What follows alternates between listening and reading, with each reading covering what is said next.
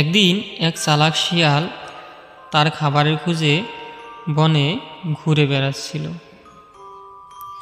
হঠাৎ করে সে এক বিশাল বড় বাঘের সামনে পড়ল। চালাক শিয়াল বাঘের মুখোমুখি হতে হবে টের পেয়ে গেল।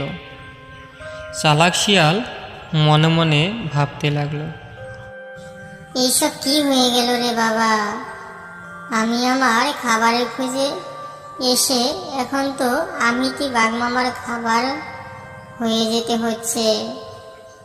এখন আমি কি করব, কি করে বাঘমামার হাত থেকে রক্ষা পাবো? না, আমি এখন এখানে দাঁড়িয়ে থাকলে চলবে না। আদিবা, কোথায় গেলি মা? ভাত তো ঠান্ডা হয়ে গেল। এই হয়েছে জ্বালা, মেয়েটা বোধহয় আবার বাগানে ঢুকেছে। এই তো মা, আমি চলে এসেছি। জানো মা, আজ রাস্তার পাশে এত সুন্দর একটা বকুল ফুল গাছ পেয়েছি। ওটা আনতে তো দেরি হয়ে গেল, তারপর আবার ওটা বাগানে লাগিয়ে এলাম। বাবা দেখলে নিশ্চয় খুব খুশি হবে। তোকে আর তোর বাবাকে নিয়ে আর পারি না। একে তো সংসার কোনো রকমে চলছে, আর তোদের শখেরও বলিহারি। এর চেয়ে যদি বাগানে ফুল গাছ না লাগিয়ে কিছু সবজি চাষ করতে, তাও লাভ হতো। কি যে বলো মা, সব কি আর টাকা দিয়ে মূল্যায়ন করা যায়? যাই হোক, আমায় এখন খেতে দাও তো, খুব খিদে পেয়েছি।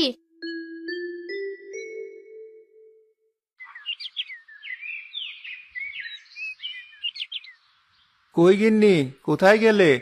বাজারের ব্যাগটা ধরো, আমার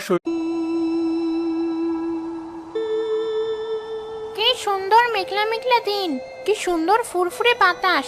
কখন যেন এই বাতাসের সাথে আমিও উড়ে যাব।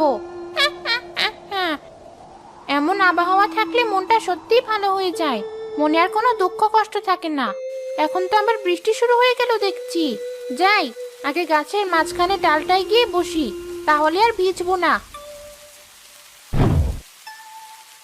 কি সুন্দর বৃষ্টি, কিন্তু এই বৃষ্টির সময় একটু খিচুড়ি না হলে কি আর চলে? বেঁচে থাকতে এমন দিনে স্বামী ছেলে মেয়েদের সাথে নিয়ে কত খিচুড়ি রেঁধে খেয়েছি, অথচ শাকচুন্নি হওয়ার পর একদিনও তা খাওয়া হলো না। কি আর করার, এখন এই গাছের ডালে শুয়ে শুয়ে বৃষ্টি দেখি। গিন্নি, আকাশে মেঘ এখনো থই থই করছে, মনে হচ্ছে না বৃষ্টি আর থামবে, বুঝলে তো? হ্যাঁ, বৃষ্টি তো পড়েই যাচ্ছে, থামার আর কোনো নামগন্ধ নেই।